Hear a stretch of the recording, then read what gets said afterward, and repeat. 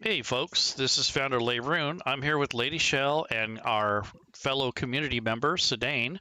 We're going to be talking about the Pathfinder 1E rule set, and we'll go over a little bit of the Rise of the Runelords. So I'd like to introduce our co-hostess, Lady Shel. How are you doing, Lady Shel? I'm doing pretty good. It's a Tuesday, which means it's update day on our Fantasy Grounds Unity program. Mm-hmm. Anything else you have to say or want to plug or? Um, I will maybe wait till the end of the stream. Let you guys wait and wonder what the heck I'm going to say. Okay. Sudain, welcome to the show. How are you doing? Thank you for having me. I'm doing pretty good today. All right, so I'm going to get right into this. So before we start in the actual Fantasy Grounds portion, I want to know just a little bit about your experience with role-playing games and then Fantasy Grounds. So give us the elevator pitch for both of those, please. Okay, role-playing games. I was a nerd way back in college, had trouble interacting with humans, and friends said, "Hey, come join this role-playing game with me." So I tried it, enjoyed it, and then from there, kept on role-playing throughout the years. And eventually, when games started moving online, I played in Roll20 for a while, and then this year I swapped over to Fantasy Grounds, and I'm currently running a campaign myself on Monday nights. That's great. So what's the Fantasy Grounds journey been like for you? It's a lot of fun. There's a lot of characters and rule sets that I'm enjoying. So, for example, I'm a primarily Pathfinder First Edition GM. I know enough about the other rule sets, but I know this one the best, and so I'm trying to play a game that's very, very down to earth, very gritty, where you have to worry about weight, encumbrance, how much you've eaten, that kind of thing. And the Fantasy Grounds engine supports it very well. Great. Lady Shel, I think you had some links to share. So I think right off, let's go ahead and put out our community link. So if you guys are not part of Fantasy Grounds College, please join us. We can either use your help or we can train you, whatever comes first. And join our community, pool knowledge, share knowledge. That's what we do. We have a good collection of talented people, and we have a really nice community where we mainly focus on learning and sharing knowledge. Okay, so let's get into this. The first thing is I have Fantasy Grounds Unity up right now. I have a map up, I have the combat tracker, and pretty much a blank character sheet. Sudain is going to walk me through the Pathfinder 1 character creation process. And I have the latest and greatest Fantasy Grounds Unity. In the library, I have the Rise of the Runelords Collector's Edition, courtesy of Lady Shel and Sudain. Pathfinder Bestiary and the core rules loaded, and then I have the player's guide and a couple other additional things. And I also have a custom group of tokens that I've collected. So speaking of tokens, there is a place that's free online where you can get free tokens that were designed specifically for Pathfinder 1, and that's from our buddy Devin Knight. So if you've seen his tokens on his actual personal website, you can download the free bundle, and it gives you about 12 different Pathfinder 1 themed tokens. So that's kind of a bonus there. So if Lady Shel put that in the chat, that'd be awesome. And let's get into this, Sudain. So I got everything kind of laid out here. I just got a new character sheet up here. I got a name. I already have his token and his portrait. So what now? What do I need to do now? Okay, so the first step is you want to roll your stats. Talk to your GM or use point buy. I just use 3d6 just for ease. Okay.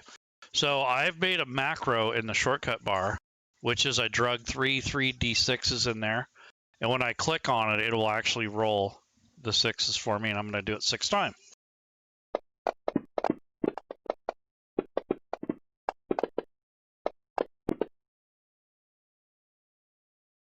Okay, so there is my array. So now what? Okay. You can either for example, drag your 17 into strength, Hmm. or you can hover over those associated scores and then just type the numbers.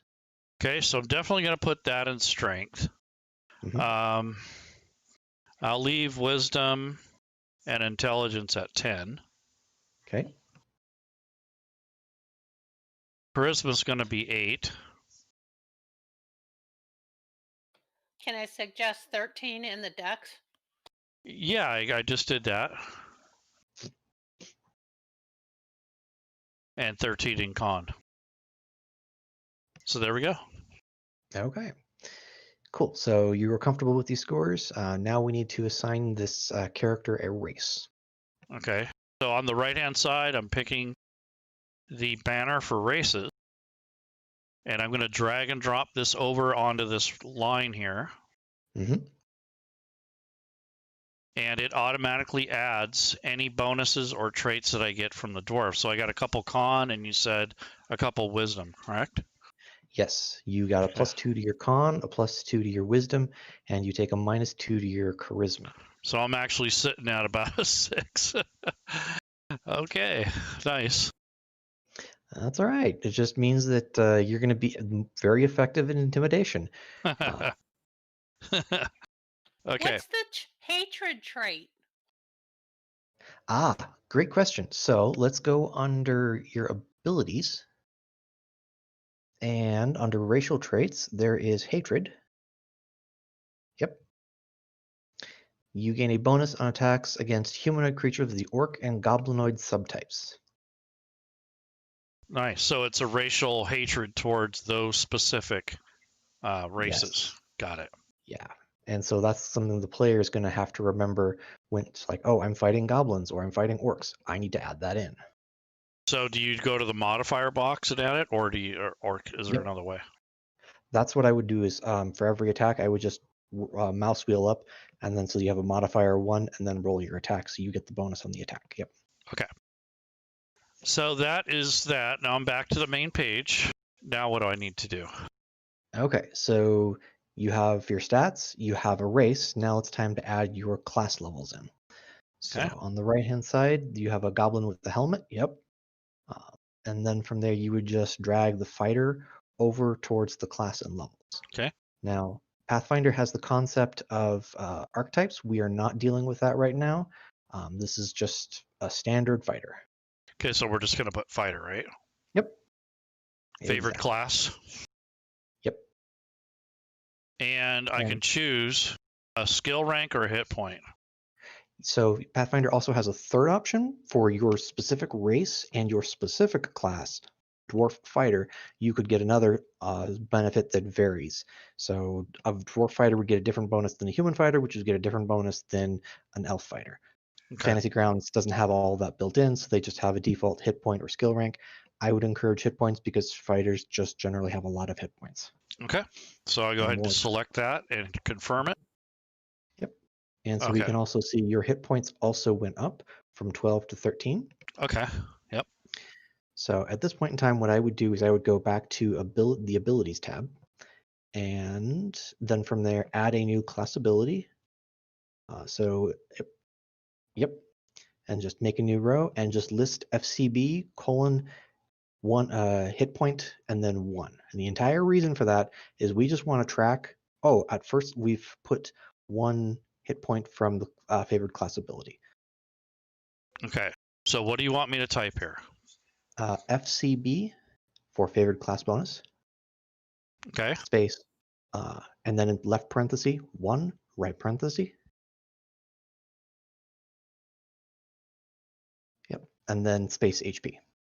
So we know that we've used the favored class bonus for hit points. Got That's it. all we're doing. That's a notation. Got it. Yes, exactly. Okay. All right.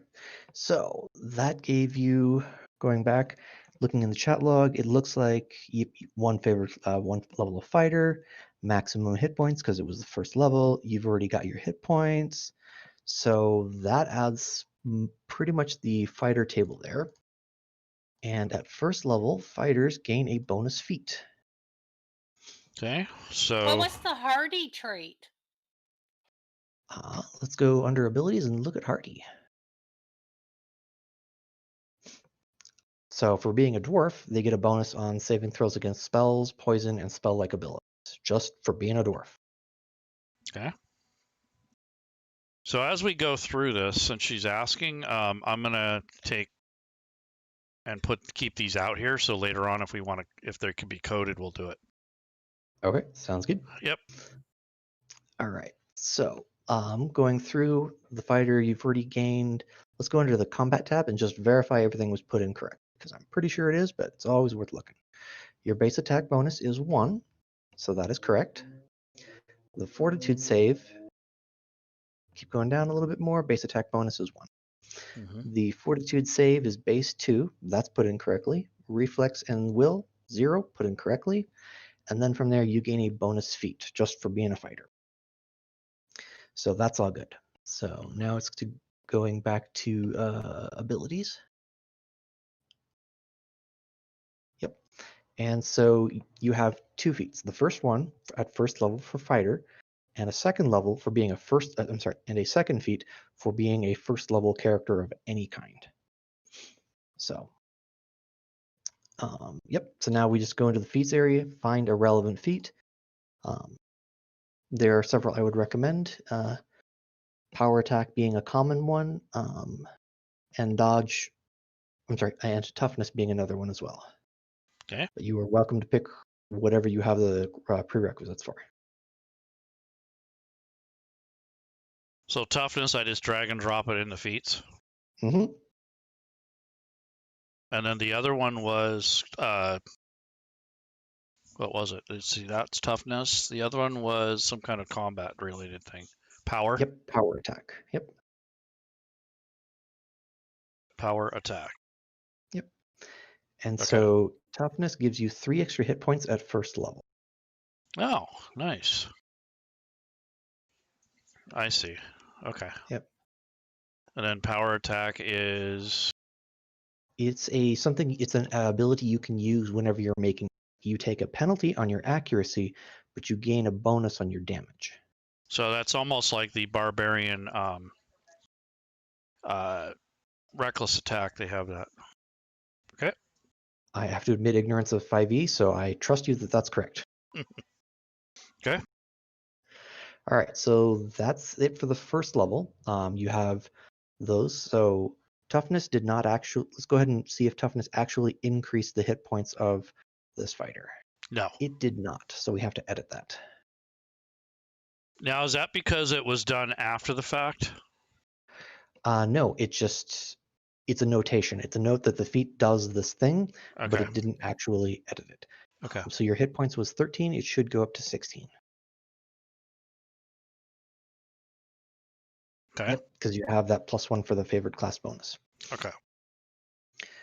All right. So then from there, the other thing you would get at first level would be traits. And those are like half feats. And I don't think they are listed in there. So you would go under abilities, and then from there, either under racial traits or class abilities, just list trait, semicolon, and then what the Okay. trait is. Okay.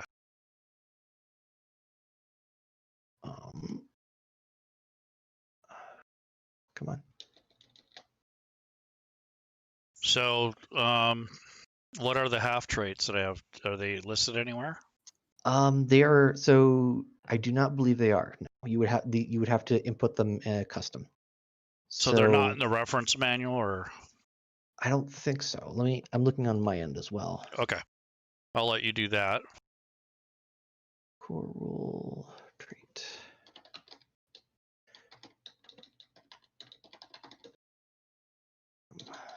No. Do you have the Runelords Player's Guide? Yep. Okay, so one of them is in there. Perfect. So reference manual? Yes. Player's Guide. And then from there, campaign traits. So this is a perfect example. So, yep. And so then from there, you would just drag that in. These are campaign specific traits. So for example, let's go ahead and pick one. Goblin Watcher, yes. This is a starting story about who you are and where you came from, and you gain a small mechanical bonus for that trait. Is it against goblins or for them, or? You gain a +1 trait bonus on perception and appraise checks, and a go ahead and scroll down and stop. There you go. And a +5 trait on appraise to determine the most valuable item in a treasure hoard. Okay. I'll go for that. Cool. That sounds dwarvish to me. It sure Yep. does. Okay, that's So already there. Yep. And so that's an example of a campaign trait. There are tons of traits out there. Okay. So is there any other? Do I get 2 or just the 1? You get 2, but you're not allowed not- to. Traits have a specific rule that you can't take them from 2 from the same type of thing. So you couldn't have family ties and be a giant slayer. Okay, got it. There's a list of thousands of traits on Archives of Nethys. So just pick one that you know. Forlorn. And that one gives a +1 to your fortitude save. Well, that's easy to code. Yep.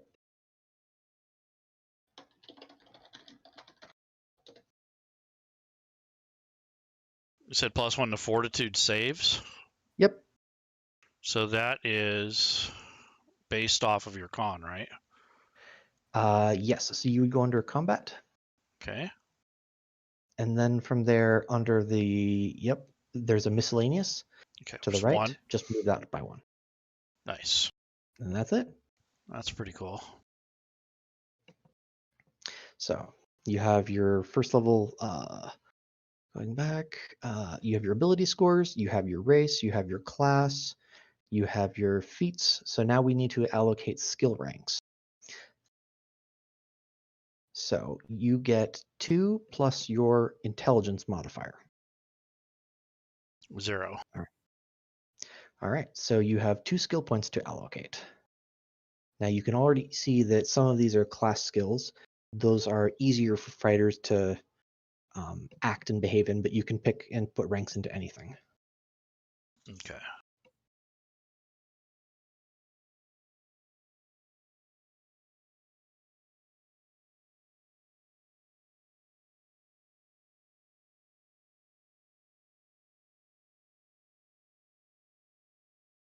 Okay, I want to put one in craft, so I put it in miscellaneous.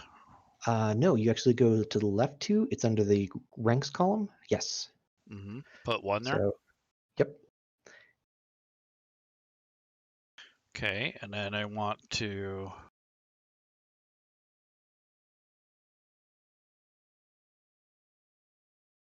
I have a question. Mhm. In Pathfinder 1, do dwarves have a magic resistance? That's what the hardy trait is. It gains you a +2 bonus on poisons, saves against poisons, spells, and spell-like abilities. So it makes it harder for them to affect you. Great. I saw the bottom one that said use magical devices, and I was thinking to myself, oh, well, dwarves don't like magic. Mhm. So they wouldn't want to pick that one. All right, so I put 1 in heal. All right, there you go. So your fighter's going to be a little able to take care of his comrades and be able to craft something in the meantime. Yep. So craft requires a specific specialization. So what kind of craftsman are you? Do you make bows? Are you a miner? Are you a blacksmith? I think a miner is more his speed. Yeah, because you have that thing about where you recognize the gems and stuff in that other trait. So that kind of fit. Yeah, it does. And so that will pair with appraise. Okay. So craft, I believe, for me, mining is a profession. Let me just check to make sure that their classes, skills. Maybe there's a jeweler. Yeah, craft jewelry making, alchemy, craft armor, craft bows, craft traps, craft weapons, craft whatever the GM permits you. So, are you comfortable with your skills? Yep. All right. So you've got your skills, you've got your feats, and then from there you determine your hit points, which you've already rolled because it's first level and you've taken toughness. So now you're standing out there in the middle of a field naked. Well, you need some sort of armor and weapons. Okay. So the starting wealth for a fighter is 5d6 times 10. 5d6. Mm-hmm. Okay, so. Yep. Then roll it. Yes. And so you have 190 gold to start with. Okay, So that's let above me average. put that.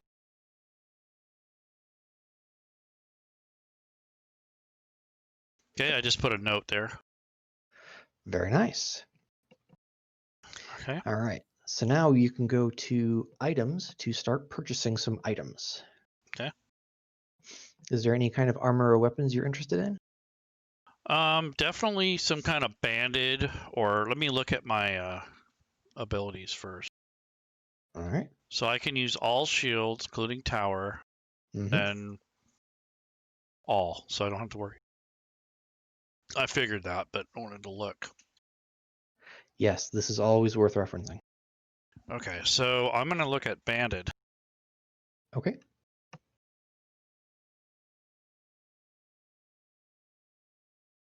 Wow, that's 250 gold. No, thank you.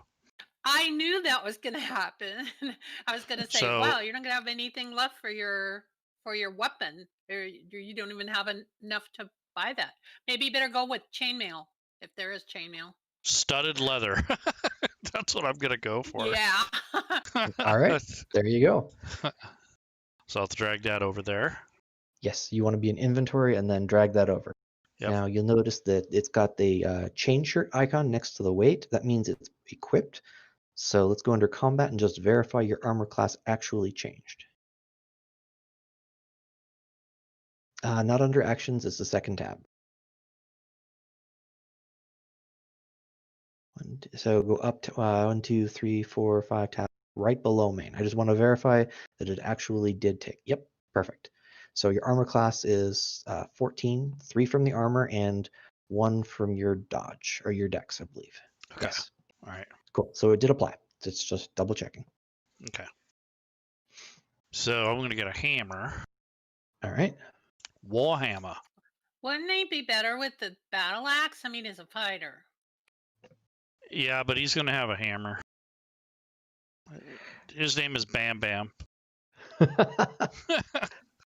I have learned to not question dwarves in dark alleys. Warhammer. Can he use a shield with a Warhammer in this case? Let's go ahead and look. So if you click the golem in the warhammer, it should tell you whether it's a one-handed or two-handed weapon. One-handed. Martial one-handed, so yes.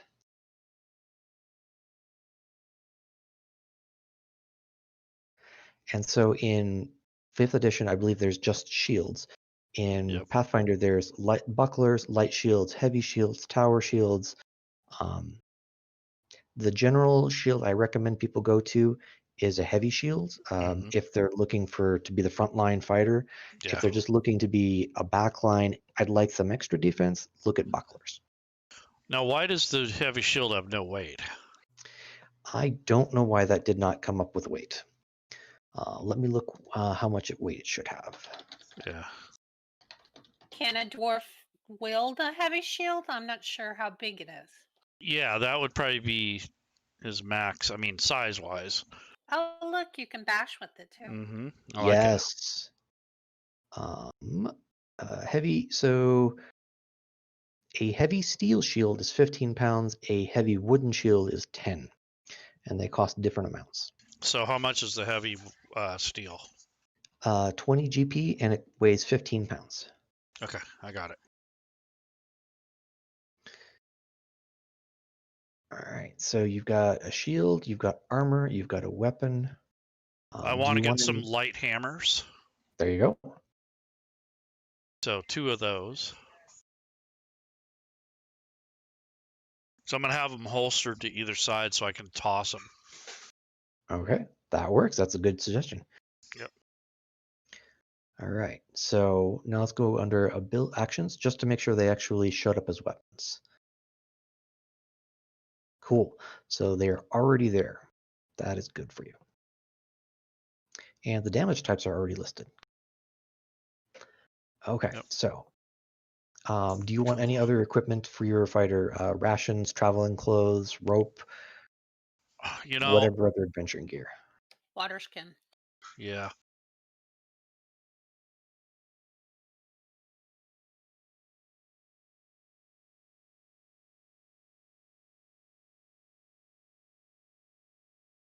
Yeah, you're under inventory. It should just be a matter of dragging it over. Okay, there we go. And so yeah, you just can drag items in.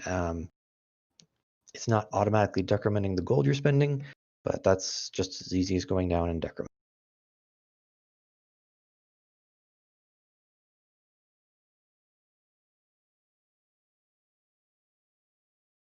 All right.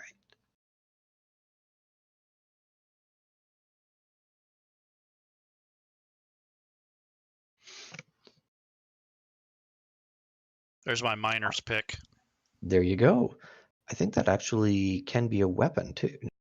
Uh, maybe not. It's not auto-populating. My apologies. That's okay.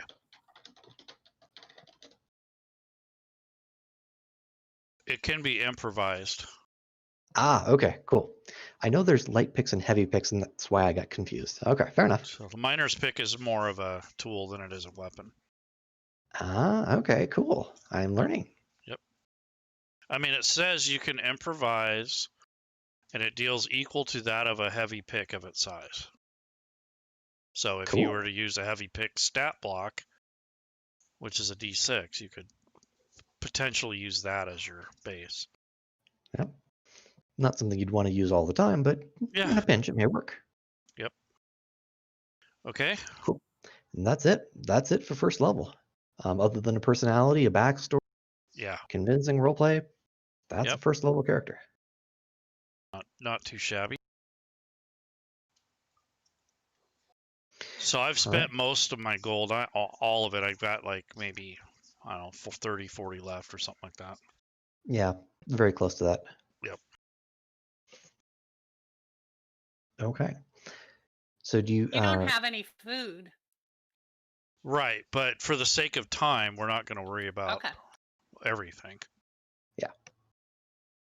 Okay. So now what? All right. Well, you can either level him up even further, or he can go out and face adventures at first level. I think we should level him up to at least third. Okay. At least. So I'm just going to drag this in here. Yep. And now it wants me to choose a class bonus. Yep. So again, I'm going to do hit point this time, Okay. just so I have more. Mm-hmm. And is that all I need to do? Just go back under the abilities and note that you took more hit points. Times 2. Yep. Okay. All right. So at second level, a fighter gains another feat and the bravery class ability.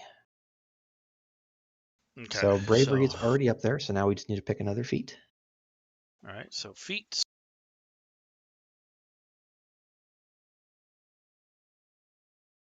Okay. You've got power attack. You've got toughness. Cleave is a decent feat for a fighter. Weapon focus, if you're dedicated for a specific type of, is also another. Okay. I think cleave is good. Okay. All right. Yep. Cool. Anything else? All right. That's at second level. Let me just going back to the fighter stat block. Your base attack bonus should have increased. So under combat, you base attack bonus did increase. Your fortitude save did increase, and then from there you are right. You do gain skill points at this level as well. So you have 2 more skill points to spend. Okay. So I am going to.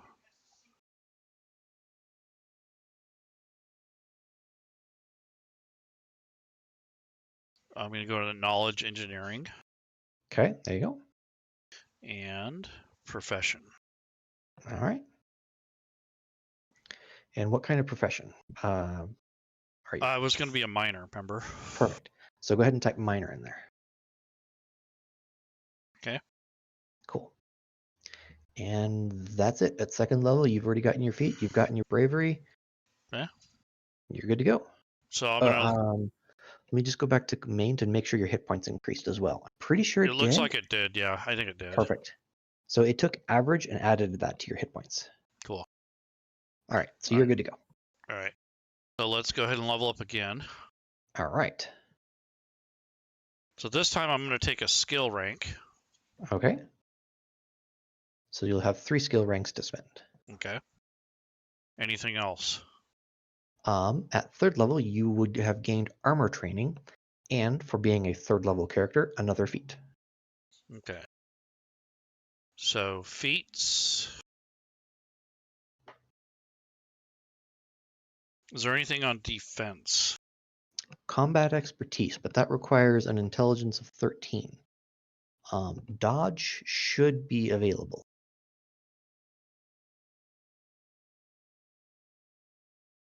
Yeah, let's do that. Okay. And what was the other thing? Combat expertise was the other feat that I was referencing, but that requires an intelligence of 13. Okay, got it. All right. So do I add anything else? Other than the skills? The skills, and noting that you took an extra skill point for favored class bonus. Okay. And just double checking, your base attack would have gone up as well. Fortitude, reflex, and will would have also gone.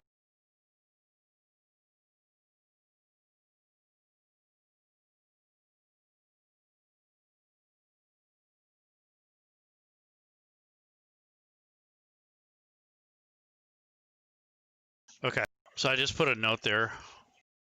Yep. Okay. Class skill bonus. There you go. Mm-hmm. And then go ahead and allocate your 3 skill points. Okay. So I definitely want climb.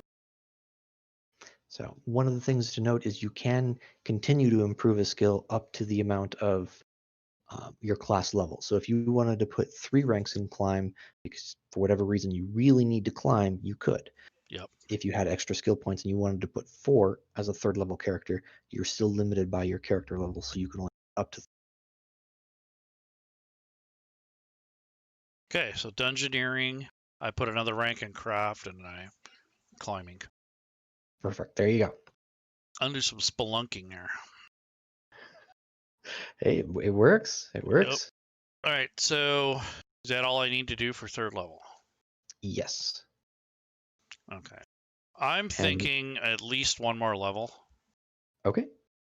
Do I need to do anything else for third? Third, just go under combat and just verify that the base is increased. So your base attack should be 3, fortitude should be 3, your reflex should be 1, and your will should be 1. So that's all added in. So that's it. Okay. Yeah. So now I'll just drag this over. Mm-hmm. And I'll do hit point this time. Okay. And I get another feat, right? Yes. 4th level for being a 4th level fighter, you gain a bonus feat. Okay.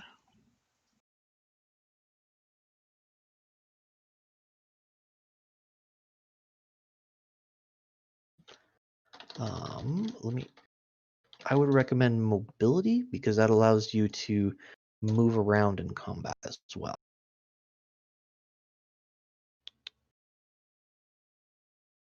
Okay. Anything else? Dex 13. Yeah, that should be fine.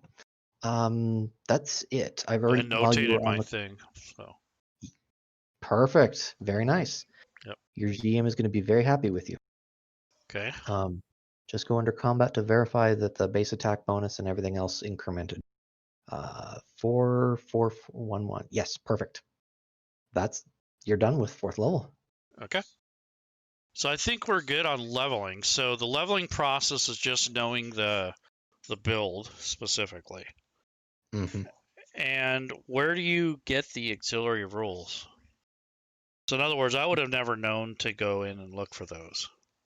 So is that Ah, just a matter of knowing the game system, or is it um, specifically outlined somewhere in the reference manual?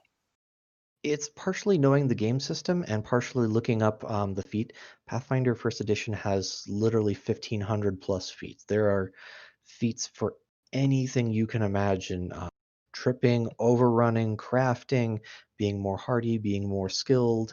Um, there's a site called the Archives of Nethys that has all of this information, the rules, everything Paizo has created is put out there for free. So it's very fast and very easy to reference what you're looking for. Okay. Uh, I just did some research before the stream so that I would have ideas. I'm like, if this is the thing you're trying to do, recommend this feat. Got it. Okay, so we got the character built. Is there anything else I want to look at other than, like you said, background? And we're not going to do that, but if I was going to play, I would work that out through the lore of the game. Right. The only And of other course, thing would deduct my treasure from my stuff I purchased.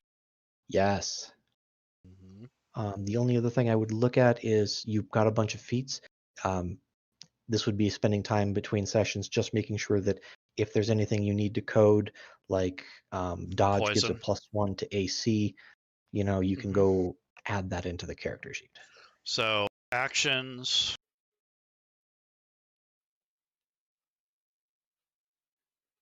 We have a question in the chat too. Sure. What's the question?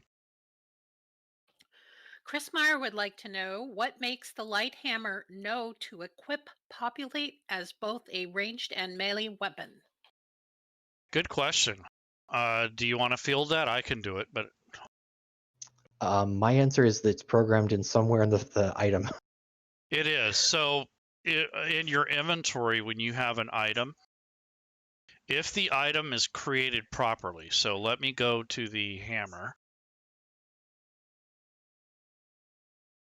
If it says ammunition and it is melee on top of that, then here, I'll just bring up the hammer. So this hammer here is bludgeoning, and it says light melee weapon, and it says a light hammer. But if you are, let's see, I'm making a copy of it so I can crack it open. So when you have the regular copy, you can't open it. But I made a copy of the light hammer so I can unlock it. And if you go to subtype martial light melee, and then you put a range in there, it's going to assume that it is both a melee, and if you stick range in there, it's going to assume it is a thrown weapon. So that's where that comes from. And that's programmed into the base program. Now I had to manually add 2 for my ammunition because it doesn't populate that based off of your inventory. It'll list the item, but it doesn't list the amount. So you have to manually keep track of adding your additional ammunition, and then at the end of the session, you will update your actual inventory if you lose one of them and you don't recover them. But as far as this range goes, once you have a range in there, it's going to know that it's a ranged weapon. And if it says melee, and then it also has a range, then it's going to know that it's both. And that it's going to have one is thrown, and then one is for melee. So it's hard-coded into Fantasy Grounds. And it has to do with the stat block of the items. And that would be the same with shields and armor. There's certain keywords and certain fields that trigger the character sheet to do what it does. I hope that helps. Cool. It's like that in other game systems too. So, all right, so that's that. So I was getting to code. Let's see. Stop editing. Okay. So here I'm editing this line. Okay. So what do I need to put in here? So is it a stat or what do I do? Okay, so let's go ahead and we're going to code in power attack. and then from there, mobility. So these are abilities you can use infinite amount of times. Power attack is going to be used in conjunction with an attack you make. Mobility is going to be used in conjunction with a monster attacking you. Okay. So for power attack, what I need to add? You probably should add a spell, and then from there add an effect. So power attack, I right click on it and add a spell class? Where power attack is listed right now, go ahead and rewrite it as combat options, and Okay. go ahead and change it to the sorcerer class level, because we're going to use these. You said sorcerer class level? Okay, so one thing at a time. So where you've got the book, go ahead and click that once to change that to spontaneous caster. Close. So moving the cursor slightly to the left. Yes. Press once. Okay. So that'll work. And then from there, where you've got the word spontaneous, just change that to combat options.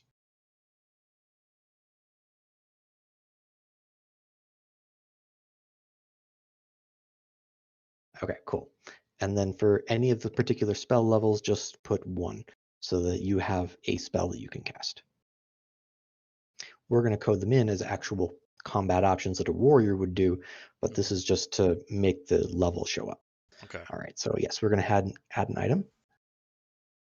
And now for this one, we're going to call it power attack. Okay. So you're going to want to add a spell effect. So yes, go ahead and label that power attack. Okay, so that the power attack on the right is the label, right? Where you're at on the left is the label, the right is the description. Yes, perfect. And so for the description, trading accuracy for damage. So that way, when you're in combat, you remember what this actually does. Okay, so now we're going to want to add a spell effect to that line. Yep. Yes, perfect. Okay, so this is going to be a buff that's going to be applied to yourself. And so this is going to last for until the start of your next turn. Okay, so that works. And so the condition, it's going to impact the condition. How you would write it would be the description of what it is: power attack, semicolon. Is that like ATK :1 or something like that? Actually, that's very close. Yes, it's under effects. So ATK capitals :space -2, because you're trading your accuracy, semicolon, space DMG for damage, and then from there, :space 4, you're increasing your damage, and it is of type melee. So space melee, and then from there, you're ending the line, so semicolon.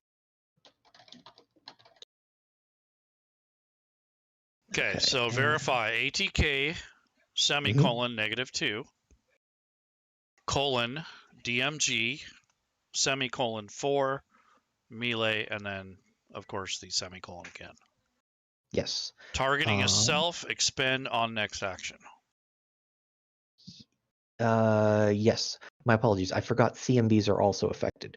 So ATK :space -2 melee semicolon space CMB :-2 melee semicolon DMG. Hold on a sec. So DMG :4 melee. Yep. Then CMB. Then it's colon, and then CMB. Yes. Semicolon. Colon. It's the 2 dots. Okay. And then -2 for that, and then the end, the semicolon. Okay. So is And that that's all- combat?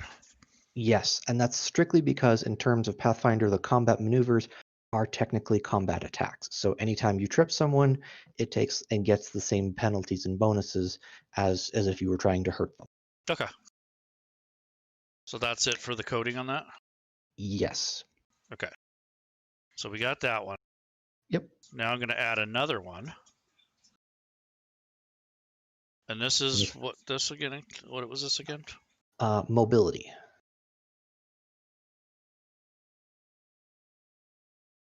And this is again, this is +4 AC for the description.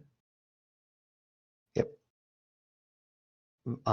Space versus AAOs for attacks of opportunity.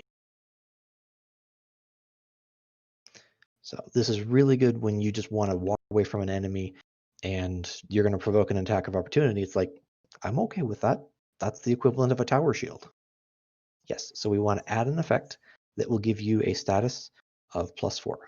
So, yep. Okay, so mobility. Mm-hmm. You click on, yes, there you go. Mobility, and then from there, AC colon space 4, semicolon. And then you just have to remember to apply that When applicable. When applicable. Yep. But it's self. Correct. And it's only for the next roll, the attack of opportunity. On next roll. Mm-hmm. Okay. Is that it? Yep. Okay, let me fix And these are example ones. You can get in depth with how much you want to code. Yeah, I know how that goes. Okay, so this is your coded ability. So this just makes it more convenient for you and your game master. You don't have to do this, but then you're going to have to do all that math yourself during gameplay. So this kind of speeds that up a little. That's exactly it. That's the entire point of why we took the time to do this. And then we're going to go ahead and change this to combat and display as actions. Now, why aren't those showing there? Okay, I think because let's go under standard. You have this is your combat actions is under the psionic rule set there. So you would have to give yourself some PowerPoints so that it knows that those actions are available. Okay, so just put 1 in there? Yeah. 1 and 1? Yeah, that's what I would do just to make it so that it's happy. All right, now let's try changing it to combat mode. Nope. Okay. You may need to do a rest so that it knows you have something there. Okay, so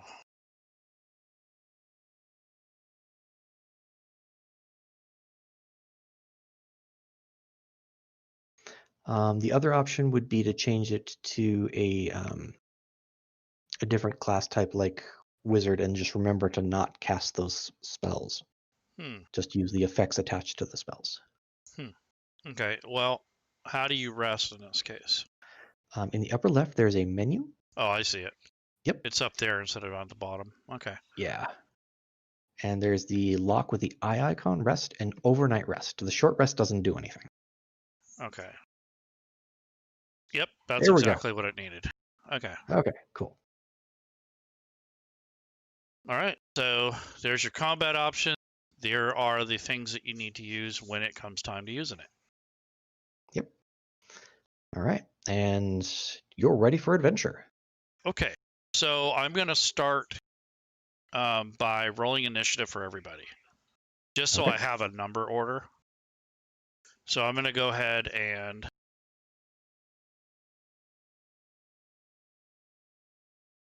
click menu, go to initiative, and I'm going to roll for everybody, not just the monsters.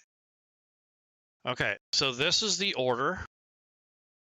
So there's a group of goblins down here that I don't know they're there yet, but they are making a little bit of noise and they're working with some kind of beetle-like creature. So I'm going to say that this guy, this goblin number 3, is over here by this rock pile. So he's moving over here. And as you can see, as I pick up that token, that NPC, it turns on the line of sight. So this is where he can see, in this cavern and a little bit through the passageway. If you zoom in close, the torches actually are moving. That's cool. So, but it's kind of hard to tell when you're zoomed out. Okay, so now that's his turn. He's over there working the rock pile. The next goblin is overseeing the beetle. So he is close to the beetle, and he is basically commanding the beetle to do his bidding. So the beetle is coming over here to move these rocks. So he's tapping it on its carapace and telling it, get over there and do that. Mm-hmm. Okay. This little guy here, the beetle, and he's not really little, he's pretty good size. He is going to move over to the rock pile and do his job. So he's picking up boulders and such with his big mandibles. This little guy here is watching over them, so he's kind of like a sentry, and he's watching that entrance. So he wants to ensure that this goes right, and if they need his help, he'll run over and help them. And then they take turns, so that's what they normally do. Okay, Dorag here, once I take possession of his token, he is going to be able to see all the way through this cavern and out here. And right now he's mining, this is actually Haglin, not Dorag. He's mining against this wall here, and I'm going to roll a perception. Let's see. Skills. So here you would just roll a perception in here, right? Just double click on the total. Okay, I'm going to drag and drop it into the dice tower. And if I was the player, I would hear something like, okay, you're clinking and clanking away, and in between strokes, banging, you hear a little bit of noise coming from the South Passage. So I would probably, as a player, I would say, okay, I want to stop what I'm doing and take a listen and see what I can hear, or at least try to, understand what I'm hearing. So depending on how the difficulty rating was, in this case, it's a pretty good roll. I would probably say he can hear some other banging coming from a different area. So I would say, holy cow, somebody mining in here? So he's going to move, and in Game Master mode, you have to hold the Alt key to emulate the lock token movement. Okay. So if you're going to move an NPC or a player in Game Master mode, you hold down the Alt key. And you have to make sure that it's locked. So if you right-click on the map, click Lock Tokens.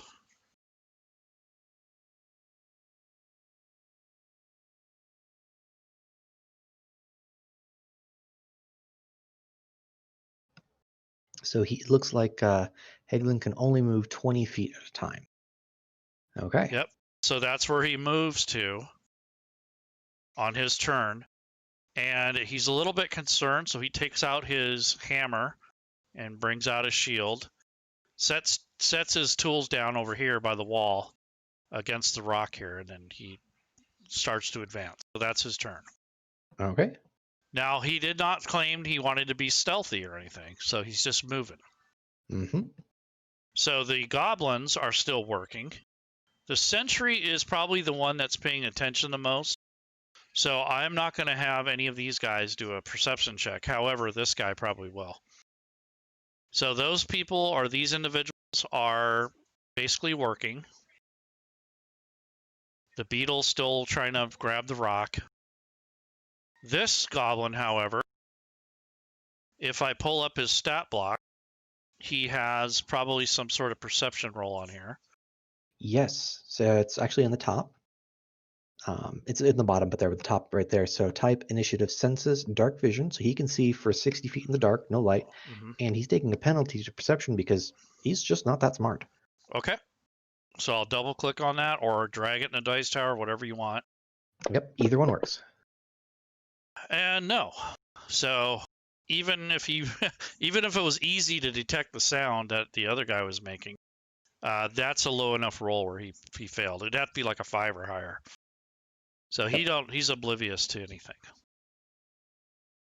All right, so Dorog again is going to move. So when I take possession of his token, it lights us back up. Hold down the Alt key.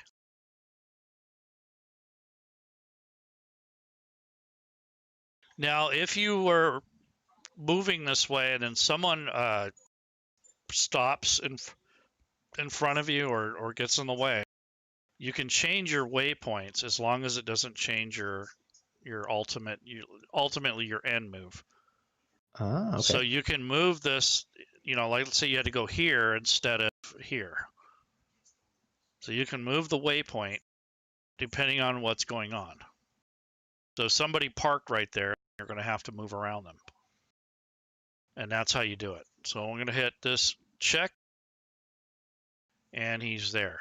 So I'm going to speed things up.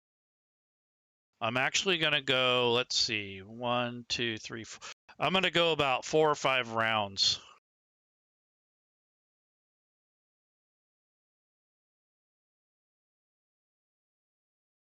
Okay, top of round 6.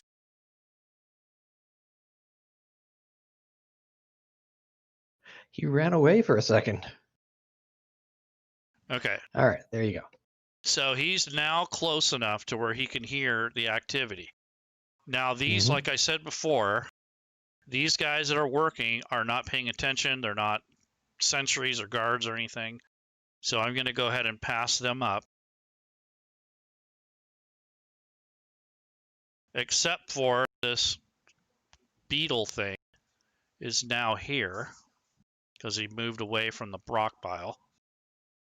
And this guy is going to have to roll a perception just like we did earlier.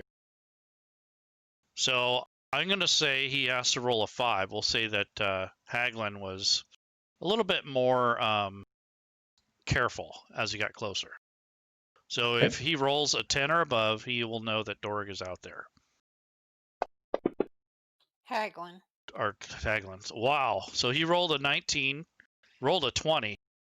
So I would say because he rolled a 20, he knows that it's a dwarf or somebody that's heavily armored.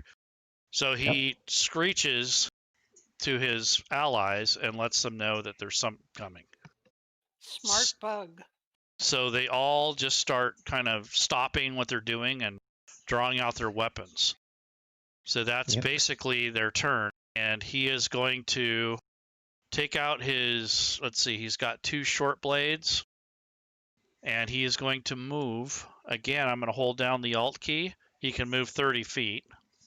So I'm going to have him move to the entrance. He's going to stop there, but he moves stealthily. That's why he only moved 15 feet. Okay. So I'm going to roll the stealth check. Yes. So you have to take your time with the cursor and over the word stealth.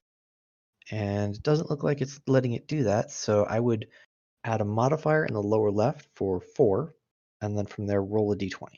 Yeah.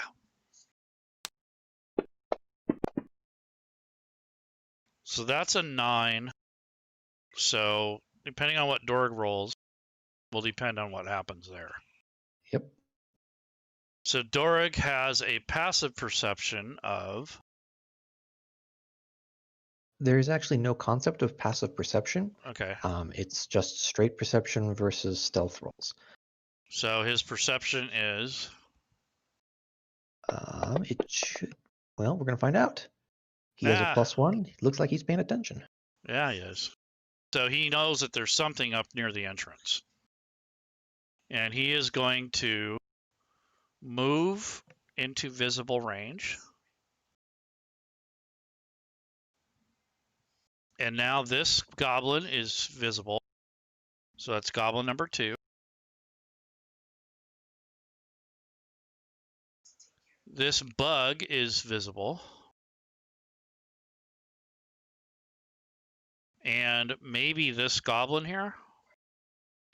So, putting on my player's cap, could the player argue that the shadows cast by the goblins that are hidden, would they be visible? Good question. Being that this is coming through here, I would say yes. But he would have heavy cover. Absolutely, yeah. And this guy would have light cover. So we'll just say they're all visible to an extent. Okay, so now that that's, established, I think he'll move in one more. And he's going to take his hammer and throw it at this goblin here. Okay. So I'm going to go ahead and click on hold. First, I'm clicking on my token to select it. Then I'm going to hold down the control key and click on the goblin 2. Okay. And that shows, very cool. so that shows the distance of 35 feet. So if that's the case, then Haglin in this attack area and actions could effectively target the, he's already targeted the goblin. He can just throw it now. Yes. So one thing to note is the goblin is at 35 feet. That is 2 range increments, the range being 20 feet per hit. So Okay. he would take a -2 for the goblin being at 35 feet. If the goblin were at 40, it'd still be a -2. If the goblin were at 45 feet, it would be a -4. Okay, does it calculate it itself, or do I have to put that in? I would put that in as an instance modifier in the lower left. That is your friend. Okay. Yep. So I'm wondering why it wouldn't calculate that. That's crazy. Okay, so let's double click here, right, on the attack roll. Okay, yep. Oops, I didn't mean to do that. Either way, I missed. So that takes care of, and it didn't take the ammo. Correct. You have to manually do that. Okay, that's one difference between this and 5e. Okay, then he threw the hammer, he missed, he swears to himself, and he moves in the rest of the way, and he pulls out his warhammer. So that would be the end of his turn, basically. Okay, so this guy, this goblin, he dropped his tools. He has his blades out, 2 short blades. He's going to move towards Haglin and engage him.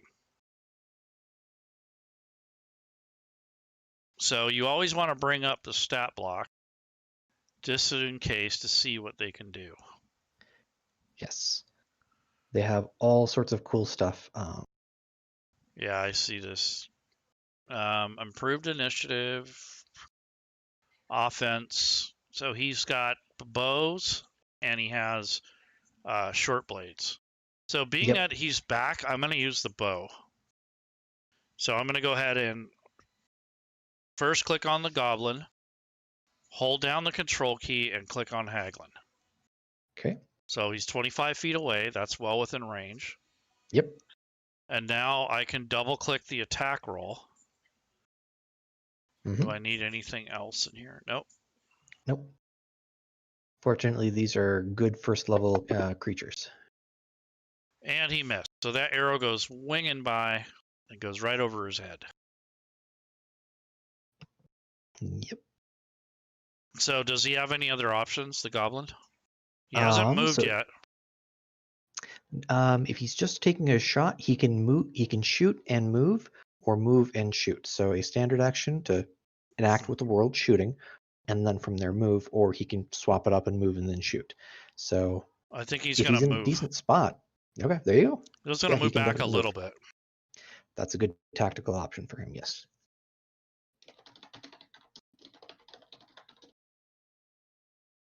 So he moved back to there just so he doesn't get hammered, literally. Yep. And hammer time. Okay, so this goblin is going to do the same thing. He's going to pull back a little. Okay.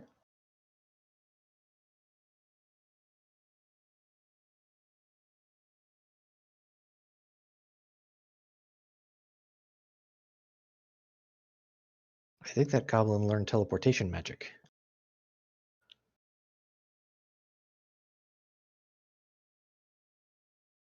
If you're using the arrow keys, I think you can move them left, up, right. Yep, that's what's going on. Okay, so That's pushing the wrong button. Okay, you want to make sure you have your token selected. Hold down the control key and then click on your target. So he's within range still. Mm-hmm. I'm going to double click on the attack roll. What's the difference between attack and full attack? So an attack is where you can pick one of those options. Mm-hmm. A full attack is where you can't move, but you're spending your entire turn doing all of the attacks of the full attack. Got it. So since these goblins are low level and they don't have multiple attacks, they only get the one. Okay. This time he connects. Mm-hmm. So I need to go to his sheet. Actually, if you hover over the 1d4, okay, got and it. that's highlighted, you Yep. can just click and drag onto her. Yes, perfect. Okay, so he's wounded. So he goes, ugh. So he's got picked in the shoulder with that arrow. So that hurt. Mm-hmm. So that's basically the goblin's turn. Yes. Now the beetle doesn't really attack just to attack because it's nothing is being done to it, so it is not going to attack. So the faction on this right now is neutral, and he is basically not going to be attacking unless he's, bothered. So he's observing. He's getting agitated, but he's not attacking yet. So that's his prerogative if he wants to attack or not. So is there a mechanic or any sort of thing where you might roll to see if he will attack? That depends upon the creature's disposition in general. If the goblins wanted to coerce the beetle into attacking, they would need to roll a handle animal check. Okay, great. That's what I was looking for. So until then, he's going to just stand there and he's kind of clacking his mandibles in anticipation. So that's his turn. And he actually might move up here. Okay. That's about it. Because he's attracted to all the movement. Okay, so this goblin here, now how do you, he knows he's there, so it's not like a sneak attack. Right. Yep. So he's just going to move in and engage him. Yep. And so that's just a 5-foot step towards him. And then from there, the goblin has a full attack available, which for the level he's at, probably is just going to stab him with a short sword. Yeah, that doesn't really matter. But I'm going to use this anyways to get used to doing that. All right. So there you go. You probably need to roll for accuracy first to see whether you actually hurt him. Yeah. So I rolled to hit first, not damage. Correct, yes. I mean, as the DM, you can do whatever you want, but... He missed. So Haglin raised the shield and kind of blocked the blow from his blade. Mm-hmm. Does he get another attack, or is he good? He only gets one right now. Okay. So more powerful creatures will get more. He jumped up and down and made some weird battle cry. And he squealed, and he's the one that... he thought he was going to ambush Haglin, but Haglin was waiting on him, so... Okay. Okay, Haglin. So Haglin has this guy here. So he's going to stay there because he wants that goblin in between him and the others as much as possible. Yep. I think at this point he wants to use a shield to bounce on, push that goblin. So how would I do that? So you're just trying to put your shield up and push the goblin back. Yeah, I want to bash him basically with the shield. Okay, so you're trying to use the shield to hurt him. Shield bash. Okay. Yep. So then from there you would use the shield bash, basically the heavy shield under your weapons, and then from there roll to see whether you hit him. Okay. So that shoves into him pretty hard. Yep. It's going to break his nose, dealing some bloody damage, or bludgeoning damage. Yeah, ouch. ouch. Well, Haglin does have that thing against goblins and orcs, so I think that he would be, extra Brutal. battle, you know. Yes. That is true. That's something this sheet doesn't take into account. It doesn't realize that you're fighting a goblin. It thinks you could be fighting anything. So you, the player, have to remember, oh, right, Oh, yeah, I've I got that forgot. trait. Yeah, I did forget that. Yes. Well, I still made it anyways, but yep. But see, I could have missed out on rolling a 20 or a dirty 20 anyways. All right, so that he bashed him. Now, does there any pushback, or does he keep his ground, or? He keeps his ground. If you wanted to, if for whatever reason Harlan wanted to push him, as in move the goblin away, that would have been a CMB check. Got it. Okay, no, in this case, no. He wants to keep him in between him and the others. So he just bashed him in the face with the shield. Yep. Okay. So he's going to stand his ground. He's not going to move. And he's cursing to himself. Yes, it's a good choice. All right. So he's going to go to the next. Now I'm going to hit the down arrow. So every time I do that and it runs through everybody, that changes the rounds. Now, should I have any of these mobility things on or power attack? Mobility comes into effect when you are provoking an attack of opportunity, like you're running away from them and they're trying to stab you in the back as you're doing. Power attack is useful if you're trying to figure out, oh, these guys are easy to hit. I should get more damage for them. It's useful then. But if you're fighting someone that's hard to hit, it's not a great option. Got it. Okay. So I might use that on my next turn. Okay. Yeah, so maybe you use it, maybe you don't. Yeah, depends on the situation. So this goblin here still has visibility on Dorig. So he's still able to shoot without any penalty. Haggling. So he is going to attack with his ranged bow. Yes. Now he is shooting into melee, so the goblin does take a -4. -4? For accuracy, because, yep. And that's a conditional modifier right there, -4, because he's shooting into melee. The other goblin has not stepped away. Got it. Okay. So this would be a full attack, because he's not, even though it's not really a full attack. I'm just going to get used to it. Yep.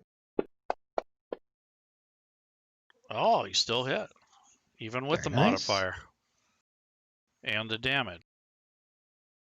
Yep. So now you just roll damage on a heart. Haggling. Ooh. So that nicked him. Yep. So then this goblin here is going to move this way. So he can also have a better shot. And he will have a -4. Yep. And he is going to do the same thing as Ally just did. And this time it'll just be a regular attack. Yep.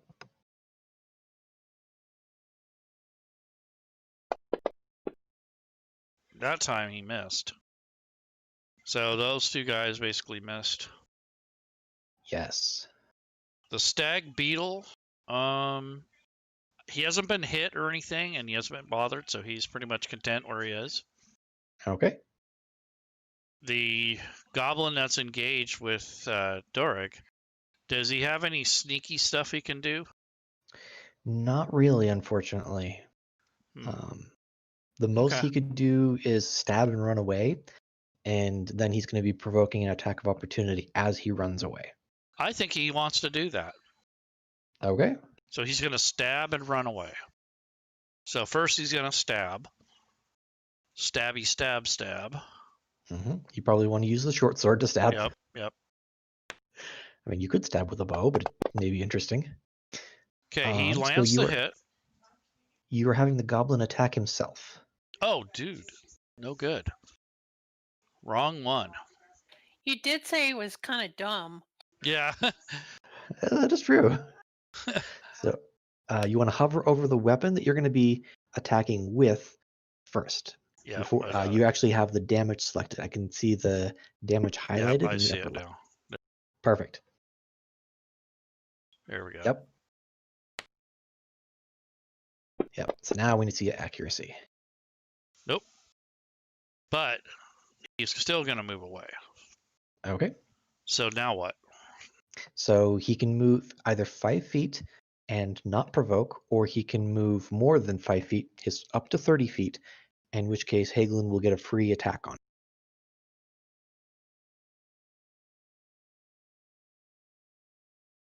All right. So Haglin gets a free attack. Yep.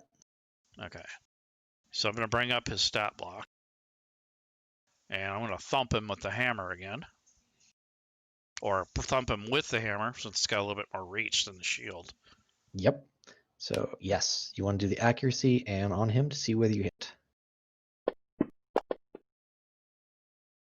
And it looks like you do.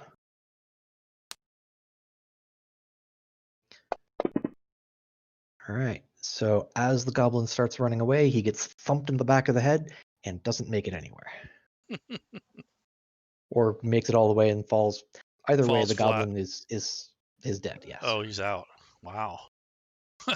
So that'll learn you.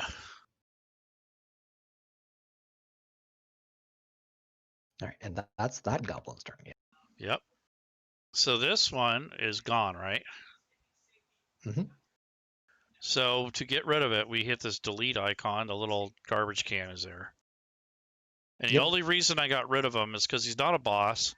I don't plan on reviving him. He's not carrying enough loot to worry about.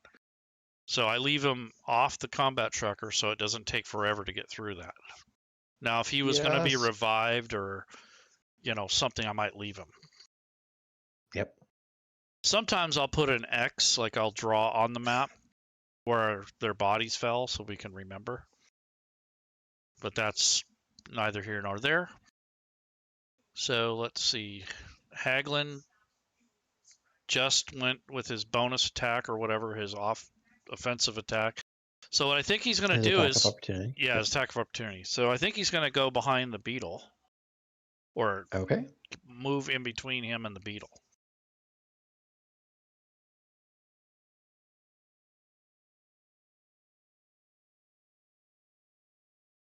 And he's going to...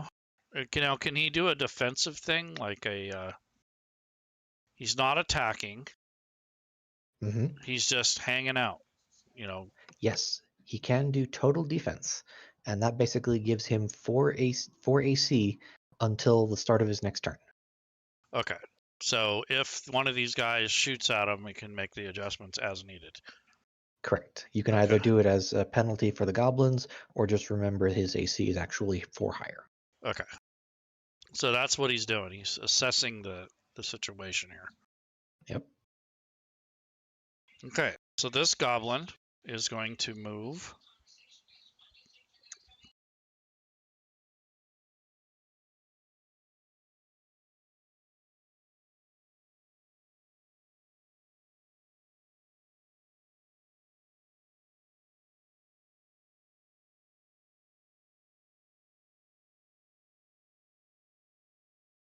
Okay, he's moving to the stag beetle. Okay. And he's going to go to roll some sort of animal handling thing.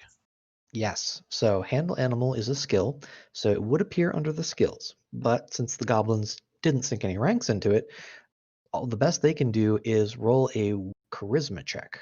So that's from here, right? Yep. So you just take the 6 and you just drop it in the chat box and hope the goblin beats the DC of 10. Nope. So he tried to tap on the beetle and he failed. Now, if I was running this and he tapped on it and he rolled a 1, the beetle would attack him. But in this case, that's not what's happening. So the beetle's kind of oblivious. So the beetle's like, what do you want? I don't understand. Yep. Okay, so this guy is going to move over here. Okay. So that's enough to be, it's not into melee either. Correct. And by moving over there, he's not the beetle is not providing cover, so he's not providing he's not taking the goblin is not taking a penalty to accuracy. Yep. So he moved, he's going to shoot with his attack. Mm-hmm.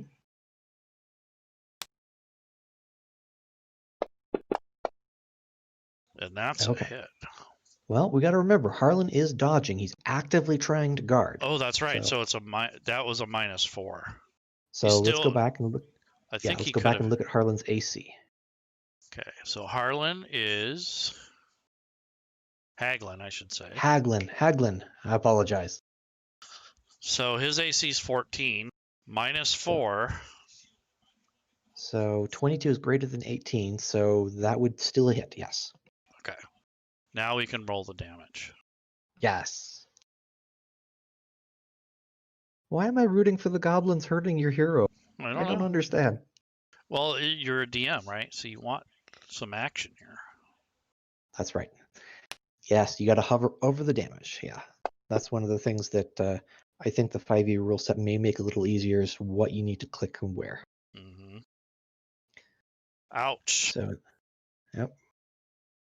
So how is Haglin doing? He's got 6 wounds compared to 42. He's hanging in there. Yeah, you've got a pretty hardy fighter there. So the beetle is going to move this way. And that's it. So it doesn't know what to do. So it's coming towards the goblin. It thinks it thinks it's supposed to go back and get rocks. So that's what it's doing. That's what his trained task is, yep. Okay, Haglin is going to move closer.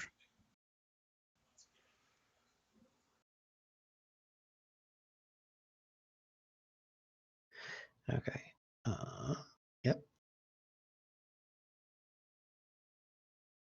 And since he's kind of moving and, going that direction, he's going to throw his other light hammer at this goblin over here. Ah, very nice. So he's engaging this one, but he's going to throw one at him to let him know that, hey, don't come over here. I have not forgotten. Very nice. Yep. So he is going to take this number here, this +1 from the attack area. Yep. You can drop it here. And he missed. So this little goblin kind of dodged out of the way. I'm thinking if he missed it, hit the bug, and then the bug. You know what? That is exactly what you would want to think about if you're a game master. So what would be the percentage, or what do you think it would take? Let's see, the bug's armor. See, he rolled an 11. The stag beetle has an armor class of 17. So even if he threw it at him, it wouldn't hurt the beetle. However, if but he he'd hits be him, annoyed. yeah, he would. So is it enough to hit him, or did he actually, his carapace block the? I think it's enough that the hammer either would have fallen short or just bounced off the carapace. Okay. I would say that the beetle is tired of being pushed around by these goblins, and now the goblins got him in some kind of combat, and he's gonna attack the goblin next to him. Okay, I like that. So let's roll a percentage. Let's roll a number and say odd he attacks the goblin, even he stays where he's at. How's that? That's a 50-50 chance. There you go. All right. So this is when you have to improvise as a game master. Mm-hmm. So it's odd. So he's gonna do exactly what you said. So he's turning hostile. He is going to turn to this goblin.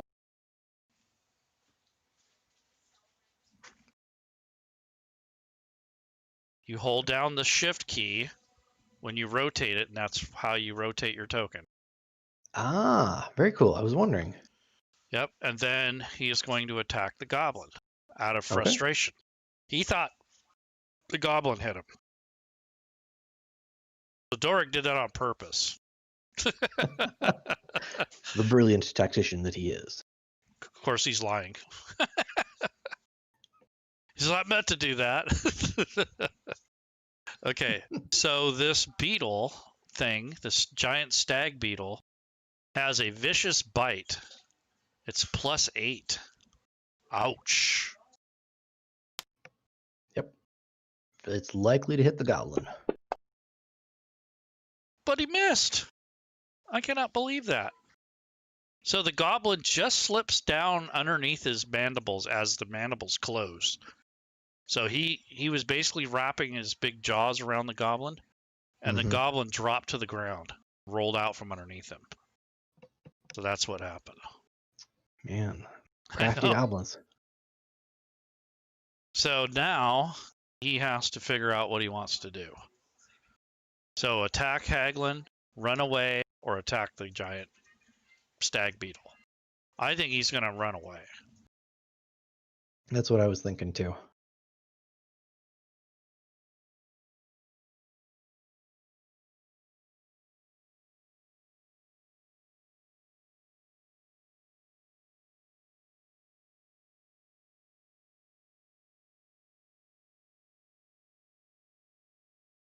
So were you thinking, is the goblin thinking about running deeper into the cave or running out of the cave system entirely? Deeply. He's going to move Okay. back. He wants to move out.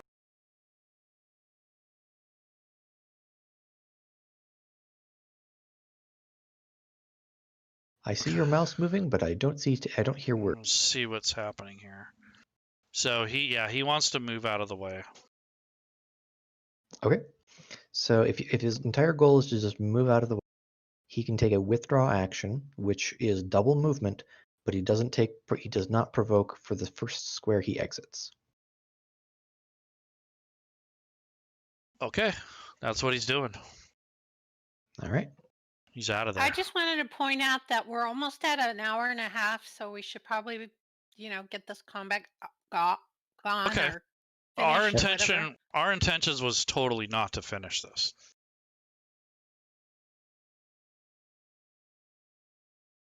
So well, you know me, I'm the timekeeper. That's fine. That's great. So pretty much it looks like Haglin would survive this if he could get out of here without facing the stag beetle. Yep. Now, if he faced the stag beetle, he might, I think he has like a 40% chance to get through that. Maybe even higher, but we'll see. Like the beetle has a little bit more hit points and is not damaged yet.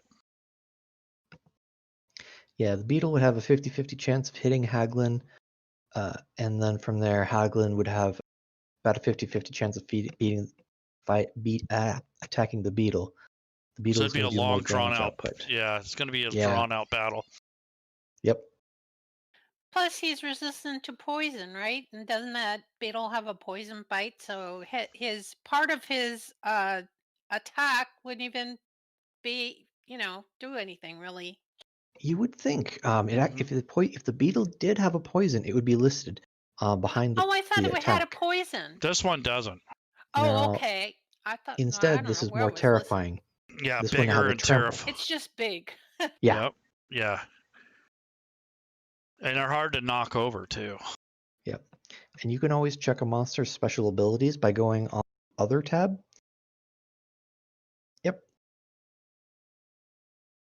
And then from there, there's an image. There's we can trample. Information. Yeah. So it has the information about the monsters. You could have made it bigger or a bombardier. Because this one would spray acid if it was a bombardier. Yep. So there you go, Shel. That would have been close to what you were saying. All right, thank you. That was great. So Rise of the Runelords is the adventure path that's kind of like the Lost Mind of Phandelver of Pathfinder. Yes. It's the first adventure they put out many, many years ago. They went back and redid it, updated it with a lot of the community-led, community-created content. It is one of the most well-known adventure paths. Stories takes you from 1 to 20. Very, very, very well written. If you ever were like, I want to check it out, but I'm not sure where I should start, this is where pretty much everyone in the community says, check this out to start with.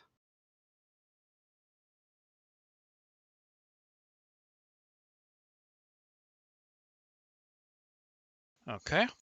And so this thing, how long do you think this would last? I know it varies, but if you were to go through this from start to finish with a group of 4, what timeline are you looking at on average? It's going to take you a year, a couple years? Gotcha. Depending on how fast you go through it. So I'm currently playing a group with this on Monday nights. We've been playing since March, and we're about midway through chapter 2. So that's about 9 months for that far. So for my group, about 6 months per one. Other groups who spend a lot less time role playing, drinking bars, laughing at stupid jokes, flirting with the baker's daughter, you're going to go through it much quicker. Okay. And then the people who want to cover every aspect of it are going to take about a year and a half to go through it. It also depends on if you're playing weekly or bi-weekly or only once a month or something. Right, but we're saying Yes. weekly, so. Okay, well, that's cool. So this is just a sample of the Pathfinder 1E rule set. Yep. This map is something that I threw together for this particular show. However, if you wanted to play Rise of the Runelords, and I would go to, I'm going to hit all there, and I'm going to close all this stuff, and I'm going to bring up one of the maps from Rise of the Runelords. If you're a player and you want to play in this with no spoilers, now is a great time to cover up your screen and just listen to our voices. So the Swallowtail, you were saying the dungeon, the Catacombs of Wrath. Which one? Or the Thistle? So the Catacombs of the Wrath is the one we talked about. Thistletop is another one. So there's a GM map. Mm-hmm. And then there's also the player maps too. Yes, where you would drag the tokens and run. Okay. There are images for all the creatures, cool. There's all of the magic items you would find, the heroes, the monsters. They have the maps. They have the story. They have all of the encounters pre-written, preloaded. The random encounters. This is literally like you had just bought the book, and it's in computer format. Yep, handouts. Nice. It hands you an adventure. If you want to invest minimal effort and I just want to play games and kill monsters, this does all the hard work for you. Nice. Okay, Shel, do you have any links for us to put in the chat? I just put the link to purchase the Rise of the Runelords module from Fantasy Ground store. And what other link would you like? If I have it, I will post it. What about that archive? That's an important link to have. The Archive of Nephis. Yes. Do you have that, Shel? I posted that earlier, but I will post it again. And the other thing I wanted to mention was that Pathfinder's world, or their lore, is going to be introduced to another rule set, and that is going to be Savage Worlds. So if you're a fan of Pathfinder and you like the lore, the story, the NPCs, the continent, all the Galorian and all that stuff, you can actually go to a Savage Worlds game and play in Savage Worlds with their rules, but it will still have the lore and the goblins and everything else. And I posted a link to a website that talks about that. That's kind of cool. A very crossover type thing to do. That's a good way to extend your IP. So if you have intellectual property and you want to expand your market, that is a good way to do it. So any other questions out there, or problems, or anything that people want to see before we close it down? I don't see anything. Okay. Looks like we had about 8 viewers, which is cool. Not very many people showed, but that's fine. We'll get more on the back end. Yeah. Would you want to do this again? Continue that fight? I'm happy to continue playing and gushing. I love the rule set. I love Pathfinder. It's the way my brain works. So I'm happy to continue. Happy to help out with you guys, whatever makes sense. Okay, I'd like to conclude this on a different episode sometime in early January, maybe. Sure. Not end of January.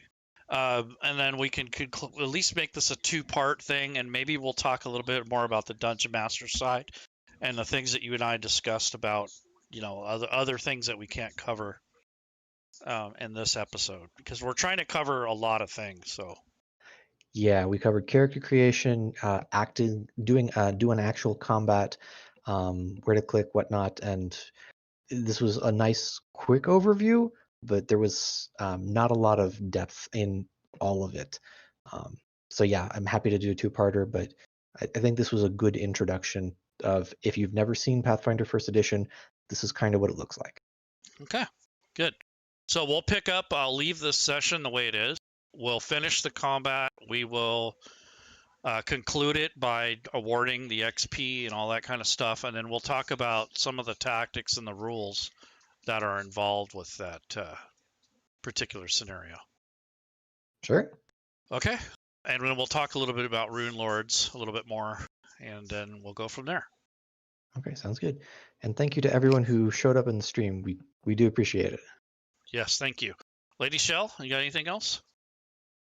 No, I just posted a link to our Discord if you would like to learn how to use Fantasy Grounds to play RPGs online.